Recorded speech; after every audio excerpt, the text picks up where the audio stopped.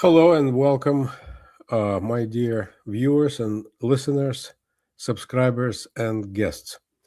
Today is January 24th. My name is Mikhail Sergeev, or simply Misha, as my students call me. We have a special guest today, Youli Ioannesyan, who works as a senior researcher at the Institute of Oriental Manuscripts, former Institute of Oriental Studies of the Russian Academy of Sciences. Thank you, Yuli, for accepting my invitation. My honor, pleasure. Okay, so while we are waiting for our viewers and listeners to join our live stream, and before we begin our conversation, let me make some short announcements. Well, first of all, this is a live stream, so therefore, you can make comments, you can ask questions, and after our conversation is over, Yuli would be pleased to answer your questions if you have some. So don't forget to like our stream and subscribe to the channel if you have not been a subscriber yet. And don't forget to push the little bell button to receive notifications about our upcoming events. So I think we are ready to begin. And Yuli, today's topic is Shaykhism. And my first question is why, as a scholar, did you turn to the Shaykhist movement? What is the importance of this topic for academic research? Thank you very much, Michael, for inviting me to talk with our guests today and viewers. So, good afternoon, dear friends. Shaykhism is an extremely interesting and significant phenomenon of religious philosophical thought that emerged at the end of the 18th and early 19th centuries in the territory of present-day Iran and Iraq. Shaykhism emerged within the framework of Shi'i Islam and is considered to have been founded by two individuals, Shaykh Ahmad Ahsai and his closest disciple and successor, Said Kazim Rashti. Carben, the French scholar, defines Shaykhism as a philosophical renaissance and considers it to be a distinctive phenomenon of Iranian Islam, which has no parallel in the Islamic world. It's equally, according to this author, a Shiite philosophy or philosophy of Islam that found fertile ground during the Safavid period in Iran. Although this religious school, Shaykhism, is still in the bosom of Shi'ism, it was the subject of fierce controversy both in the theological milieu and in the political circles in Persia and beyond it. It was characterized by both esoteric tendencies and heightened messianic expectations. However, both of these were expressed in the writings of the Shaykhi authors in a rather veiled form. The school proposed new approaches to traditional Shiite doctrines. Although firmly rooted in Shiite Islam and based on the sayings of the Imams, these approaches were truly revolutionary for Shiite theological thought. Shaykhism revised some traditional ideas and introduced some new provisions without claiming the status of an independent religious movement and defining itself as Shi'ism in its original form. Many Shiite authorities nevertheless refused to accept it as such and regarded the schools as heretical. It wasn't only with official Shi'ism that Shaykhi theorists profoundly disagreed and sharply polemicized. Sufism was also a frequent target of their criticism. What attracted me particularly to Shaykhism is that, on the one hand, as a mystical and even esoteric movement in Shi'ism, it became an alternative and a Shiite answer to the well-known and widespread phenomenon of mystical thought and practice in Islam, Sufism.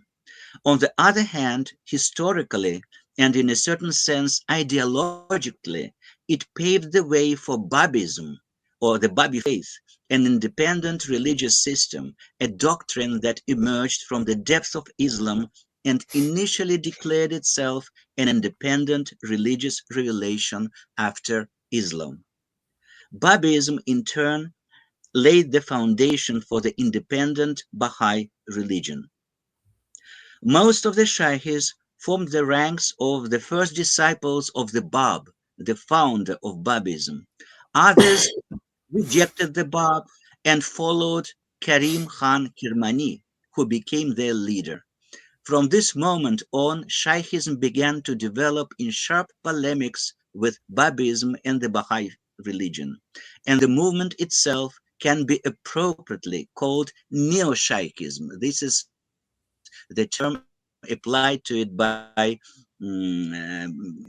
famous British Orientalist A.G. Brown. If one can draw an analogy between Judaism and Christianity, which arose from messianic expectations in Judaism on the one hand, and Islam and Babism, which arose from messianic expectations in Islam on the other hand, then the niche of the Qumran ideology, which many researchers consider an intermediate link between Judaism and Christianity, in the relationship between Islam and Babism, is rightfully occupied by Shaykhism. Naturally, this statement would be correct if we bear in mind that all analogies are relative. I think so much for this first question. Thank you. Thank you, Youli. So, what are the origins and prominent figures in the history of Shaykhism? This matter has already been partly touched upon in my previous answer. Shaykhism, from the time of its inception, considered itself a strictly Shiite movement which claimed that its main purpose was to revive pure Shi'ism, based on the teachings of the Imams. Its founder, Shaykh Ahmad Akhsai, was well versed in Shiite theology as well as in many branches of science and knowledge of his own time. He claimed that the source of his inspiration and knowledge was the 12 Shiite Imams themselves, with whom he communicated directly in his night dreams. He describes his night visions and conversations with the Imams in his autobiography, which contains mostly his accounts of these conversations. This phenomenon, namely spiritual guidance from the subtle realm, is not foreign to Islamic history and thought. The Uvaisi category of Sufis also claimed that they were initiated and guided by the spirit of Prophet Muhammad or some spiritual tutor from the hidden realm. So Shaykh Ahmad Akhsai was born in 1753 and died in 1826 of Common Era.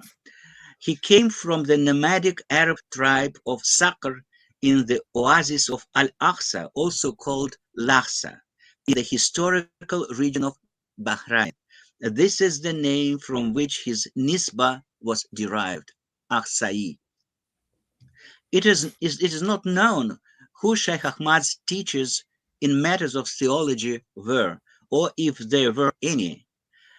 It is most probable that he was a self-taught man in this area who drew all his knowledge from dreams in which he claimed to have communicated with Shiite Imams.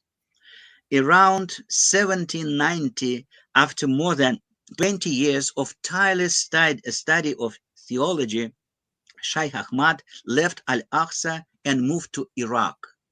At this time, he traveled from place to place in Shiite-populated southern Iraq, residing for some periods in Basra. He settled in Karbala and Najaf and led an austere and ascetic life, devoting himself entirely to the propagation of religious and philosophical knowledge. Shaykh Ahmad became well known in Iraq and was surrounded by many disciples. His fame gradually spread to Persia. His pilgrimage to Mashhad in 1806 contributed to his fame, and Shaykh Ahmad was requested to stay in Yazd in central Iran on his return from Mashhad. From this moment on, his nearly 20-year stay in Persia began. Although evidence to suggest that Shaykh Ahmad was regarded in his lifetime as the founder of a new school of Shi'ism is very scant, the peculiarities of his ideology began to attract increasing attention over time, until a group of fundamentalist theologians saw his views as basically at odds with traditional Shiite ideas and began to rapidly distance themselves from Shaykhism. In 1808, Shaykh Ahmad received an invitation from the ruling Fath Ali Shah Qajar to visit Tehran, where he was given a pompous reception. However, Shaykh Ahmad rejected the Shah's offer to settle in Tehran to be close to the court. Shaykh Ahmad proceeded to Kermanshah and from there to Yazd, where he spent many years. Here, he energetically began to write numerous answers to questions and commentaries on broad theological topics. Local theologians outwardly treated him with marked respect. However, as Shaykh Ahmad lamented in his biographical excerpts, the respect shown towards him by theologians and clergy at the time was hypocritical and treacherous. This distrust of Persian theologians and clergy was passed on to his closest disciple, Sayyid Kazim, who suffered a similar fate. When tension between Shaykh Ahmad and the Shiite clergy reached a critical point, he had to flee to Iraq. He soon moved to Karbala. However, even in Iraq, despite the admiration of some Shiite theologians, others launched a campaign to persecute him, while also attempting to compromise Shaykh Ahmad in the eyes of Sunnis as an enemy of Sunni doctrine. Shaykh Ahmad was forced to leave Karbala. He went to Mecca in 1826 during his pilgrimage, and before reaching Medina in Arabia, he, according to Sayyid Kazim, joined his friends, in other words, the Imams, at the age of 73 and ended his earthly journey. Nicolas, another well-known scholar, cites the date of Shaykh Ahmad's death in the Gregorian calendar as 1826.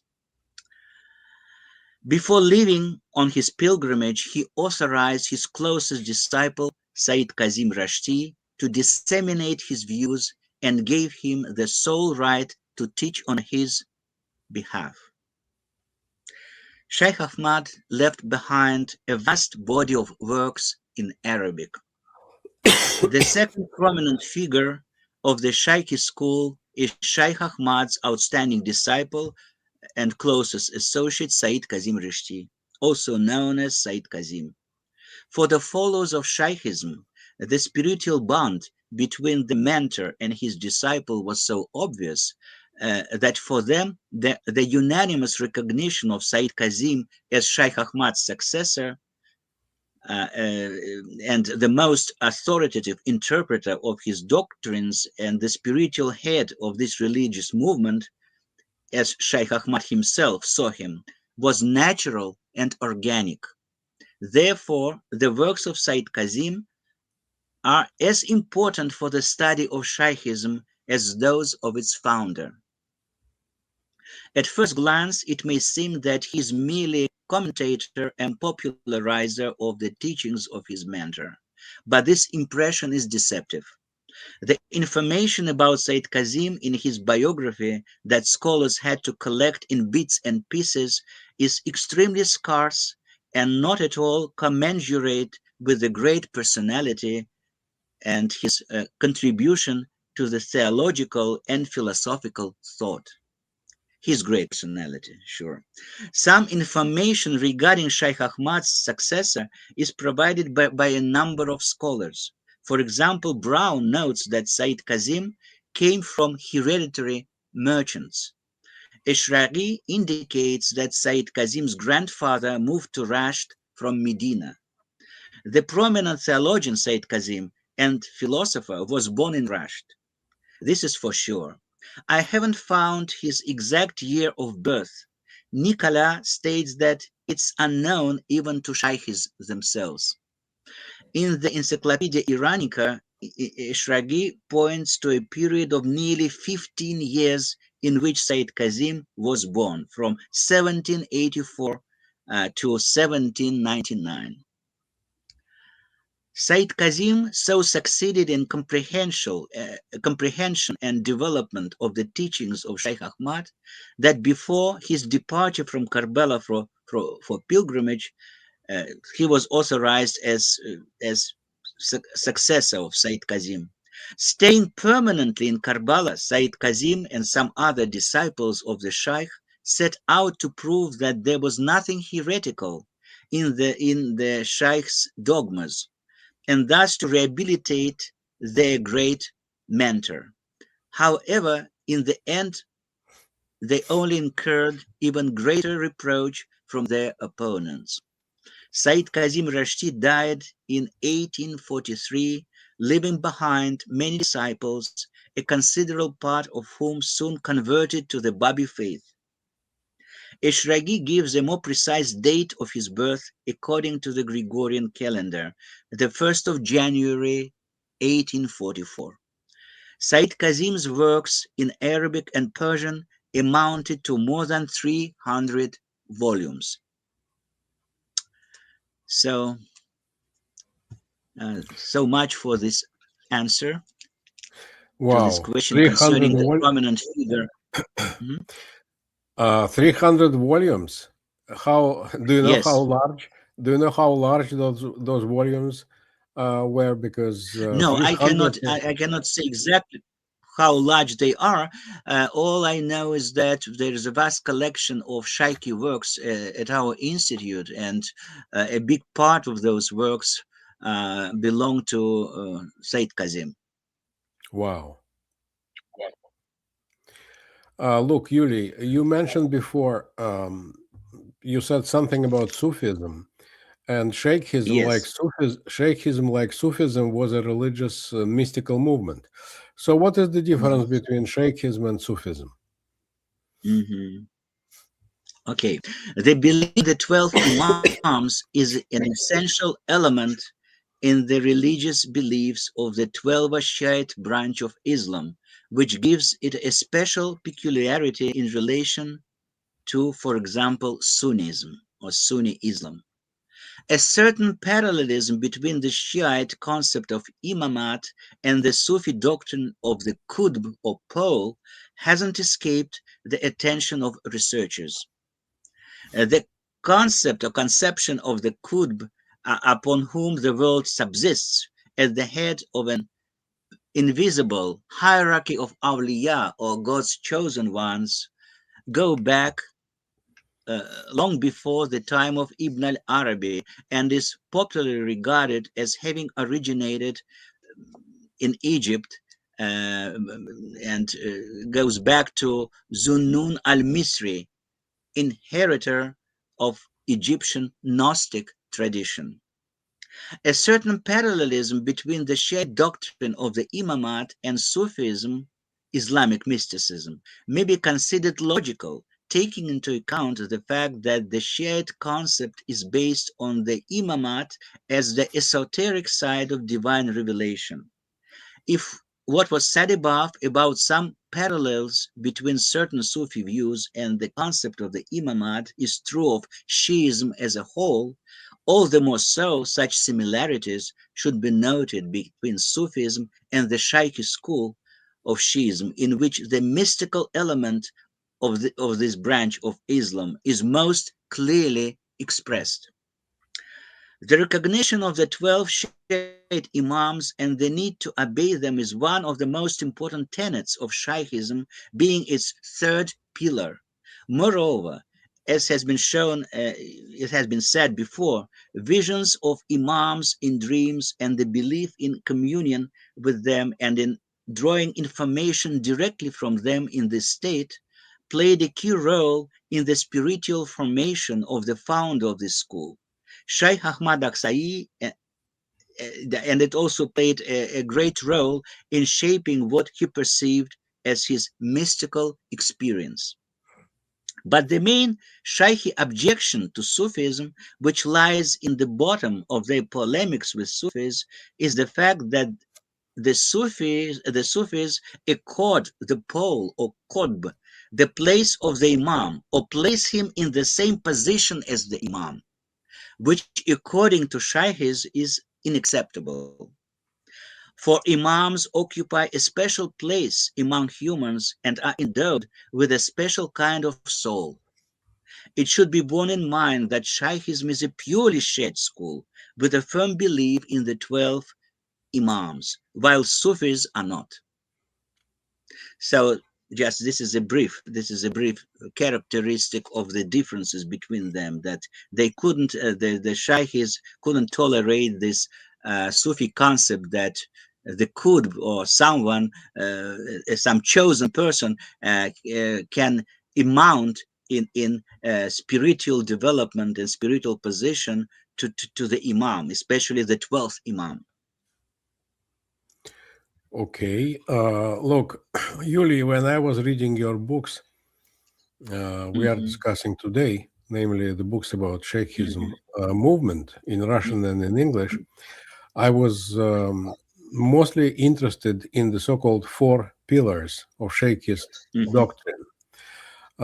Could you please tell us about what those four pillars are or were, and how does it differ from traditional Shi'i Islam? Yes, Shaykhism is based on four pillars, three of which are similar to those beliefs which are shared. Three of them are shared with the rest of the Shiite world. For example, the oneness of God, or the unity of God, which is in the Shaykhi understanding, is based on the idea of the absence of any communication or contact between the uncreated, or otherwise called necessarily existent, and the created or possibly existent. So this view is shared by all the Shiites. So the second pillar, prophethood, which is the recognition of the mission of the six prophets, the chief prophets of the Adamic cycle, and among them especially the Prophet Muhammad. Also, there is no difference from the rest of the Shiite believers. Then the concept of the imamat, the recognition of Fatima, Muhammad's daughter, and the 12 Shiite imams, including hidden imam. So this view is also shared by all the Shiite schools. Now we come to something which makes the Shaykhi teaching peculiar in the context of Shiite Islam. It is the fourth pillar, and the notion of the Bab, which implies that there is and always will be a man called the Gate, or the Bab in Arabic. He is the confidant or deputy of the Imam of the era, in other words, of the 12th Imam, the guardian of the hidden Imam, and the guardian of the hidden knowledge contained in the secret texts. The fourth pillar of the Shaykhi doctrine constitutes one of its fundamental differences from the general Shiite view. It implies that at all times and in all epochs until the appearance of the hidden Imam in the world, there was and will be among the Shiites a certain perfect person, the guardian and interpreter of the knowledge contained in the sacred texts. Nicolas, in his multi-volume work on Shaykhism, articulates this thought as follows, which I will just make briefer. He says that in every 100 years, a perfect and learned man appears who causes the tree of the law given in Revelation to green up and blossom, reviving its trunk until finally the book of creation reaches its end, and in 1,200 and its end in 1,200 years. It should be stated that what is implied here is not the hidden Imam himself. The Bab is not the hidden Imam, but the person under the protection of the hidden Imam. And this person is visible in this world, and he served as the channel of his grace. That is, he is the representative of the 12th Imam for each time period, which lasts for 100 years. The very idea of an enlightened shepherd of the community as its guardian in a particular age is not alien to Islamic thought in general, and finds a parallel in particular in the notion of the pole of time in Sufism. However, there is a difference between them. Returning to the actual Shaykhi doctrine of the fourth pillar as the spiritual guide of the flock, it should be noted that this concept is not always clearly expressed in the works of the founders of the school. Shaykh Ahmad Aksai and Said Kazim Rishti, these founders, in their works. This is partly due to the veiled presentation of many of the provisions of their teachings, for fear of persecution by the traditionally thinking Shiites. This deputy of the Imam goes by different names in Shaykhi works, like perfect Shiite, perfect jurist, the Bab, deputy of the Imam, and so on. The concept of the perfect Shiite is a confidant and representative of the 12th Imam, is dated back by Shaykhi authors to the four Safirs, or the Babs of the hidden Imam, who succeeded each other during the minor occultation of this Imam. During this period, these intermediaries exercised direct leadership over the Shiite community on behalf of the Imam. The instructions and messages of the Imam conveyed, collected, and preserved by them were considered the authoritative sources for the development of Imamite dogmatics. After the death in 940 of the fourth Safir or the Bab, the period of the minor occultation ended and a time of the major occultation began, which according to Shiite scholars continues to this day. But according to the Shaykhi teachings, in the period when the 12th Imam, who is the proof of God, is not visibly present on the earth, his deputy must be honored. Otherwise, the earth will fall into decay. It is significant that the term Bab can be applied to the Imam, to the Imam's confidant or deputy in Shaykhi writings, among other designations. Said Kazim devotes a work, Al-Hujja al-Baligha, to this issue, in which he specifies characteristics by which the deputy of the Imam can or should be recognized. So the main Shaykh idea is that this deputy of the Imam is not someone who declares himself to be such a person. He should be recognized by the believers by certain qualities and characteristics which he possesses. So this is the fourth. So this is a short account of the four pillars of the Shaykhi teaching. Mm-hmm. Thank you, Youli. Look, we have more viewers, and I would like to remind all of us that this is a live stream, and you can write comments, you can ask questions, and after our conversation, Youli, agreed to answer those questions. I see Christopher Buck made a correction in the spelling of Yuli's last name. Thank you, Christopher. I will correct it. I will correct it after our live stream. So please don't be shy. Write as many comments as you can and ask questions. And we are continuing. So my next question is about Shaykhism's teaching on the status of prophets. How does it differ from the Sufi doctrine? Okay. Sayyid Kazim Rishti substantiates the necessity for prophethood with logical arguments. One is humanity's need for spiritual guidance. God, he argues, didn't generate creation in vain, leaving it unsupported. Another argument is the impossibility for creatures to directly comprehend God. The true and high one, he argues, is neither perceptible nor tangible.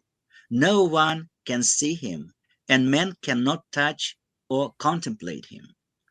The creatures are weak and ignorant even of the circumstances of their own affairs and religion. They don't recognize their own goodness in this earthly life, nor distinguish between true and false, useful and harmful. It is impossible for them to receive the commandments and laws from the true and most high, which means God, without an intermediary. Therefore, the exalted, the glorious, and the Most High chooses from among his creatures a certain group, known for its immaculate nature and marked by the purity of its thoughts, which has given an affirmative yes to God before other creatures in the world of atoms in order to fulfill spiritual duties, and which has preceded all those other creatures. The main reason for sending the prophets to the people are the main reasons for sending the prophets to the people are that the people would have no proof or should not have any proof against the true and most high, and should not say that the messengers from God didn't come to them to guide them, and that the prophets, and so that the prophets may bring to the people the good tidings of reward and the divine paradise, and also may frighten them with the torment and retribution of hell, and that they may likewise teach the people what is good for them and prohibit that which causes their affairs to be upset.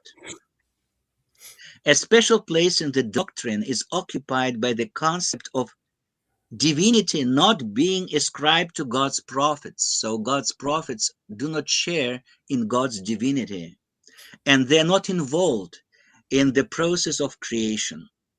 This follows from the main tenet of Shaykhism, that there is no connection, relation, or contact between God in his innermost essence and the creation.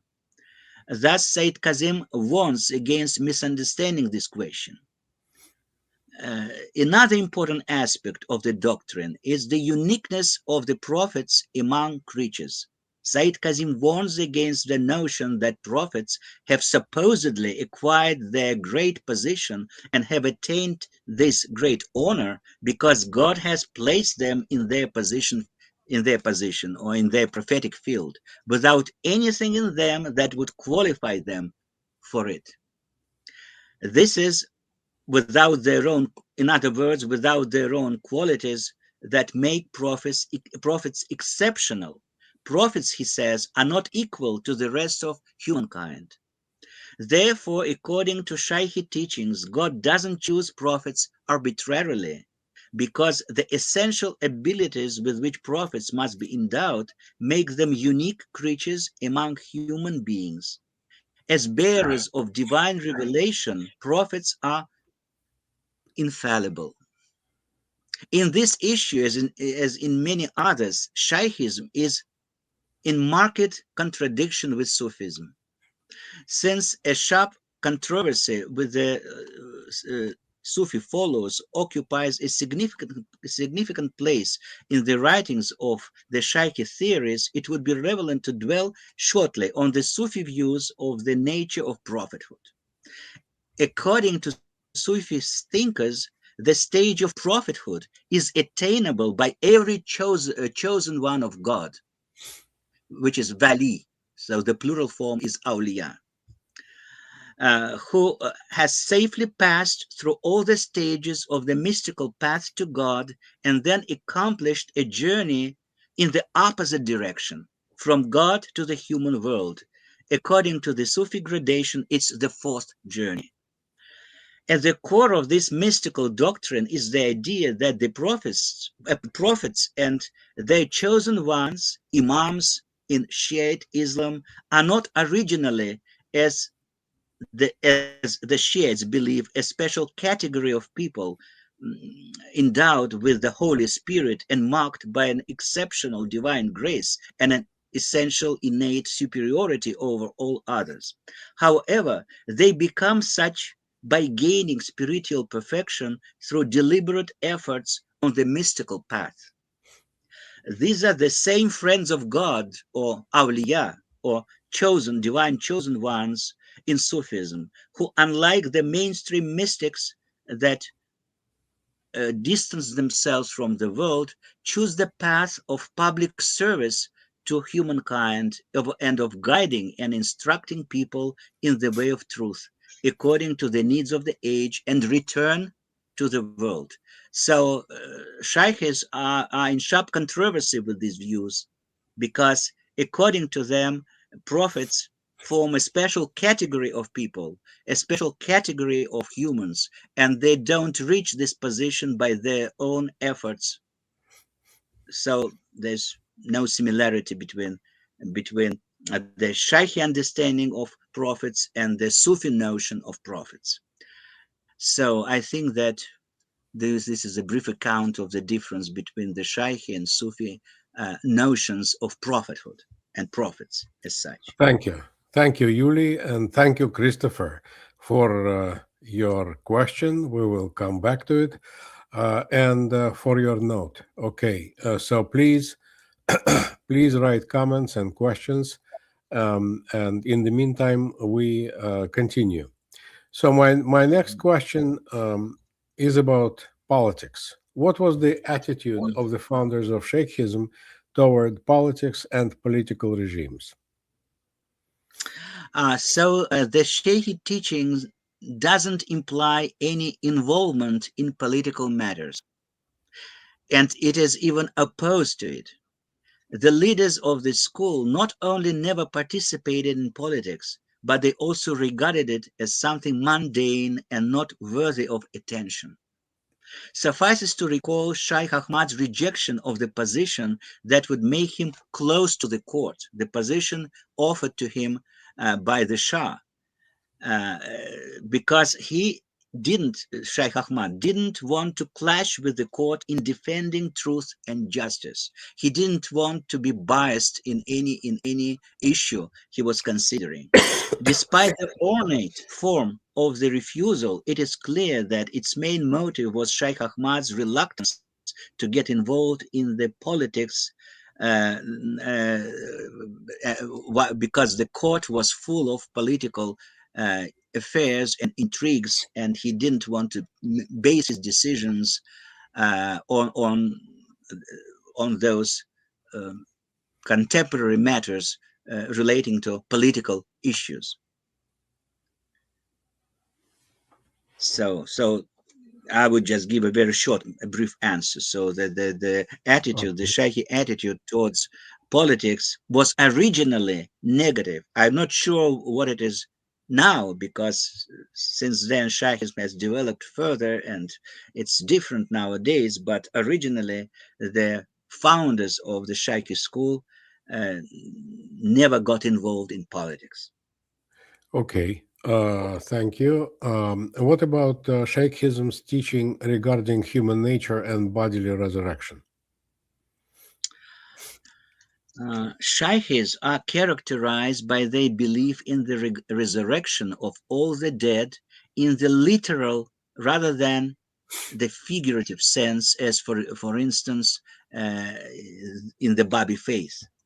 With a difference from the generally accepted Shiite understanding that the resurrection will occur not in the physical, but in one of the subtle bodies. It would be appropriate to elaborate on the Shaykhi doctrine of human bodies in more detail here. Humans have 4 bodies, 2 dense, jasad in Arabic or Persian, and 2 incorporeal or subtle, jism. The first dense body, otherwise called physical, and the first subtle one are destroyed at the time of death. The second dense body and the second subtle one, the latter is also referred to as the base main body, are preserved.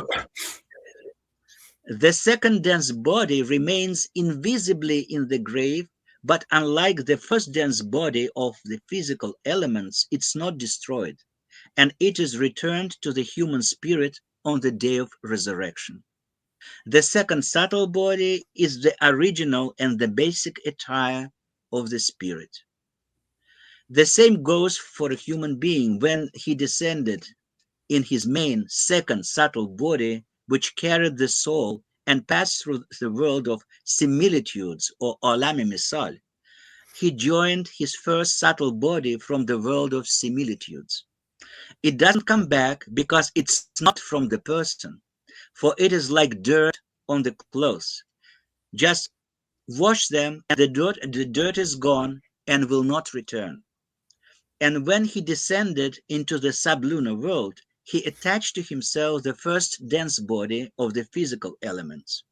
It is an accident, not an essence, for it is from the pollution of the sublunar world. When he died and departed from the sublunar world, the second dense body remained in his grave until the day of resurrection. When the day of resurrection comes, the spirit will comes upon it, in other words, upon the second dense body, and will enter with it into heaven or into flames. It is returning and abiding. As for the first dense body of the sublunar world of the physical elements, or in other words, of the accidents and impurities which are from the sublunar world, they are not from the person and they are not with him. So they're attached to him just from this physical world, and it will not return. It will return to its original source, which is clay and dirt. So that's how it is. So when we talk about the resurrection, to make just a short summary of it, we should remember that it's based on the idea of 4 human bodies, 2 dense and 2 subtle ones. The first dense body and the first subtle body are destroyed forever after the person's death. But the second dense body and the second subtle body are preserved forever.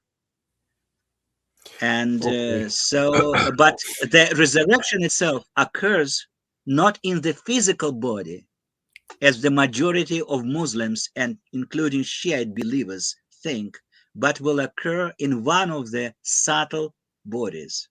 This subtle body, second subtle body. Okay. This is a very important thing to remember. And this caused a lot of problems to Shaykh Ahmad, because the traditionally thinking Shiites could not take this concept because it ran against their own ideas. Youli, That physical, that resurrection should be physical. Okay. Youli, what were the Shaykhist views on the cyclical development of religions and the spiritual evolution of humanity? The traditional understanding in Islam is characterized by the view that the Prophet Muhammad was called a seal of prophethood as the last prophet in the history of humankind. As Prozorov the Russian scholar, notes in this regard, the prophet's death was the end of the prophetic cycle, in which he acted both as the bearer of divine revelation and interpreter of its inner meaning, and the imamat period began. This imamat period should continue till the day of the resurrection, when the Lord of the age of the Mahdi or Qaim will appear, and the earth should be filled with justice as it has been filled with injustice and tyranny so far. The Sufi doctrine, apart from slight discrepancies between the views of its individual representatives, is broadly in line with the above ideas, with the difference that the bearers of al-Wilaya, which is the Sufi equivalent of Shiite al-Walaya or Imams, are not Imams. They are just awliya, those chosen ones of God, headed by the Pole or Qutb, who rules the universe through an invisible hierarchy of chosen ones called men of the unseen, Rijal al-Ghaib. This ruling takes place continuously because when one of the men in the hierarchy departs from his position, someone from a lower level takes his place. This situation is believed to continue until the appearance of the Mahdi, the coming of the hour, and the day of resurrection.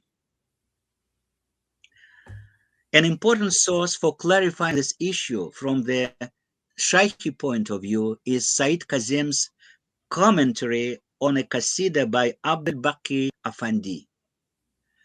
It appeared a year and a half before Said Kazem's death, and as such, it reflects the views of the author in the most formalized form. Nicolas was the first in the West to pay due attention to the extremely significant passages of Said Kazem's work that shed light not only on the Shaykhi theory of cycles, but also on important related issues, possibly predetermining the further history of not only Shaykhism, but also the Bahá'í Faith. Said Kazem relies in his presentation of the theory of cycles on the thesis that the Prophet Muhammad has two names, one name in heaven and a name on earth. Since every name must have a manifestation, this fact, according to Said Kazem's logic, underlies the manifestations of the two names and hence the existence of two prophetic cycles. So he says that that Prophet Muhammad's name on earth was Muhammad, but his name in heavens is Ahmad. He says that, Said Kazem says that since the external body has two positions, one position refers to changes, the appearance of innumerable states and a change in the order of things. The other position doesn't allow this, and since every stage actually reaches perfection in 6 days, as we explained earlier, the command relating to the external, which require the manifestation of the name Muhammad in reality, ends in 1200 years. So in 1200 years, 1200 years. The same idea is clearly expressed in another passage. In every age or century, there's someone who speaks, who spreads the commands, clarifies what is permitted and what is forbidden, reveals what he has hidden, what has been hidden, sets forth in detail what has been formulated in general terms in previous centuries, and illuminates what is obscure therein. In a word, he is a perfect learned theologian, and brilliant and meticulous, watering the branch of the law given through revelation and making its tree verdant until the book reaches the end of its allotted period and the full 1200 years have elapsed. So Nicolas observes on this point, we have already seen that Said Kazim Rishti speaks of 12 centuries, and in reality, 12 centuries and 1,000 years mean the same thing if we count 1,200 years from Muhammad and 1,000 years after the disappearance of the last Imam. So Said Kazim goes on. When the 12 centuries have ended and the first cycle has completed, which refer to the external manifestations of the Son of Prophethood, and the 12 cycles of the Moon of Chosenness, in other words, Valaya, in the position of subordination, then the cycle has ended and everything it needs has been completed.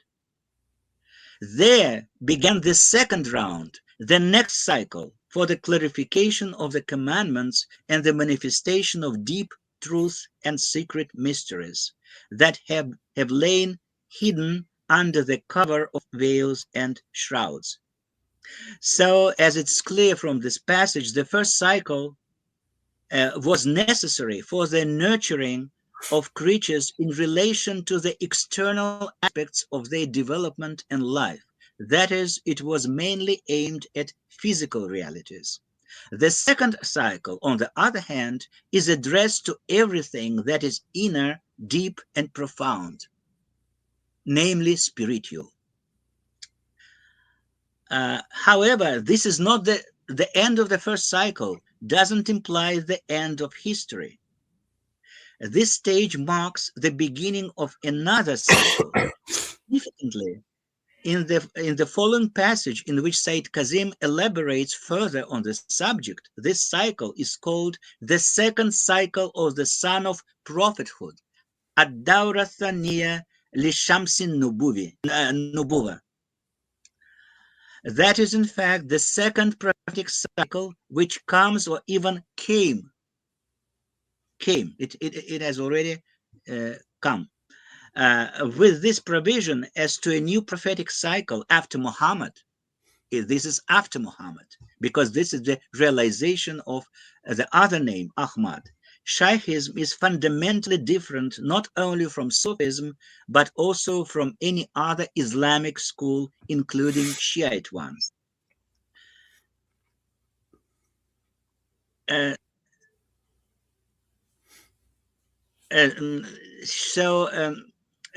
Nicolas says that the name Ahmad mentioned above may give the impression that Shaykh Ahmad is being referred to here, but it can hardly be said of so. But he then gives very, very convincing arguments that this is not the case, and it's not Shaykh Ahmad who is implied in this passage. Meanwhile, Said Kazim, moving further on this issue, makes an unexpected statement. He claims that this supreme authority, which ushers humanity into the new era, new prophetic cycle, the new mentor of humanity, has already appeared. He says, "Praise be to God, the Lord of the worlds. Although this event took place and this scholar or learned man, though he appeared, could not openly make his claims, nor could he reveal the degrees of his knowledge except with the support of a powerful and influential ruler."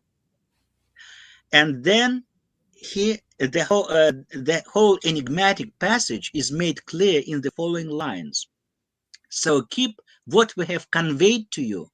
Behold, I have told you news about him who is with me and about him who is before me.